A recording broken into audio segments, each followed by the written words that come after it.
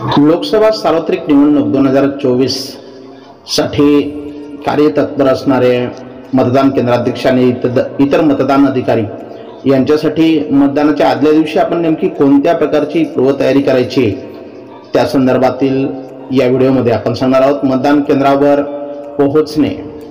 मित्रांनो, आपणास नियुक्त मतदान केंद्रासाठी दिलेले सर्व साहित्य तपासून ते क्षेत्रीय अधिकारी यांच्या परवानगीने नियुक्त केलेल्या बस गाडीमध्ये संपूर्ण पथकासह आपल्याला त्या ठिकाणी जायचं आहे।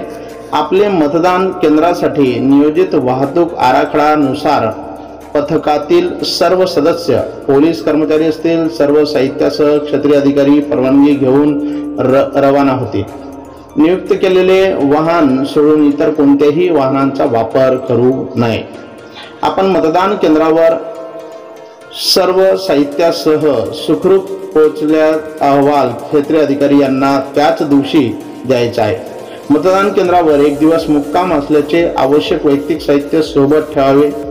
मतदान केंद्रावर आपणास स्थानिक कर्मचारी यांचं सहाय्य देण्यात येईल, त्यांची आवश्यक ती मदत आपल्याला घ्यायची आणि या पद्धतीने आपल्या मतदान केंद्रावर आपल्याला आदल्या दिवशी नियोजित वेळेवर आपल्याला पोहोचायचं आहे।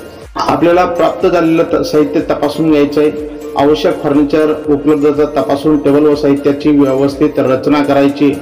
सूचना फलक तयार करणे, ज्यावर मतदान केंद्राचा तपशील व व्याप्ती असेल, इशारा असेल, निवडणूक लढवणाऱ्या उमेदवारांची नमुना 7 मधील यादी असेल, डमी मतपत्रिका असेल, डमी कार्डबोर्ड, ईव्हीएम मतदान केंद्राचे समोरदर्शनी भागाला आपल्याला ते प्रदर्शित करायचे। 100 मीटर व 200 मीटरची मार्किंग करून घेणे। 100 मीटरच्या आतील प्रचार साहित्य, फोटो इत्यादी काढणे। प्रवेश, बाहेर मतदान केंद्राध्यक्ष, मतदान अधिकारी, मतदान प्रतिनिधी, मतदान कक्ष, धूम्रपान मनाई इत्यादी फलक मतदान केंद्रात योग्य ठिकाणी लावावेत। मतदार सुविधा पोस्टर्स मतदान केंद्रावर चिटकवणे आवश्यक आहे। मतदान केंद्राची उभारणी करताना खालील गोष्टींची आपल्याला काळजी घ्यायची। मतदान केंद्र उभारताना खालील बाबींची खात्री आपल्याला करून घ्यायची। मतदारांकरिता रांगा लावण्यासाठी पुरेशी जागा उपलब्ध असावी। स्त्री व पुरुषांच्या वेगवेगळ्या रांगा असाव्यात। मतदान अधिकारी यांच्या मागे मतदान प्रतिनिधी यांना बसण्याची जागा करावी। गोपनीयतेचा भंग होणार नाही याचप्रमाणे मतदान केंद्राची उभारणी करावी। मतदान केंद्रात मतदारांची ये-जा सुरळीतपणे होईल याप्रमाणे मतदान केंद्राची रचना करावी। मतदान कक्षातील व्हीव्हीपॅट वर थेट सूर्यप्रकाश पडू नये व त्यावर प्रखर प्रकाशाचा दिवा लावू नये। मतदान केंद्रामधील राजकीय व्यक्तींचे छायाचित्र व चिन्हे झाकण्यात यावी। या सर्व गोष्टींची काळजी मतदान केंद्राध्यक्ष व इतर मतदान अधिकाऱ्यांनी मतदान केंद्राची उभारणी करताना घ्यायची आहे। या पद्धतीने मतदान केंद्राची आदर्श रचना आपल्याला करायची आहे।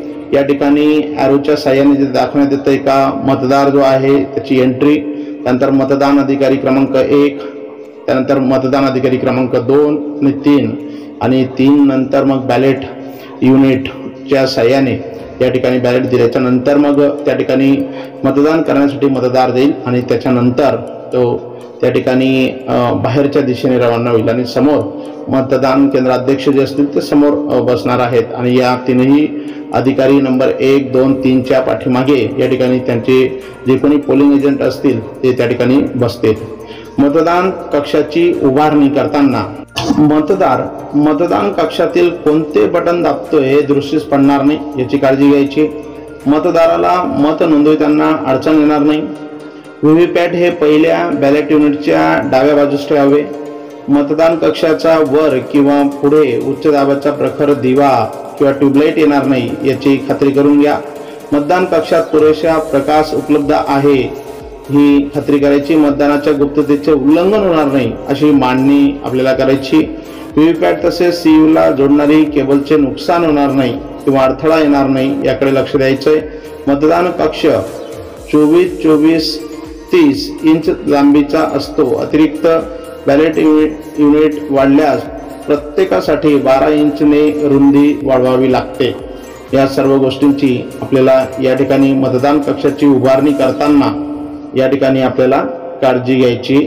आदर्श मतदान कक्ष कसा असावा हे आपण या ठिकाणी स्लाईडच्या माध्यमाने पाहिलेलं आहे आणि त्यानुसार मतदान केंद्राध्यक्ष असतील किंवा इतर मतदान त्यांना सहाय्य करणारे इतर मतदान अधिकारी असतील, त्यांनी सगळ्यांनी आदर्श मतदान कक्षाची रचना याच्या मदतीने करायची आणि लोकसभा सार्वत्रिक निवडणूक 2024 ही यशस्वीरित्या पार पाडायची. धन्यवाद.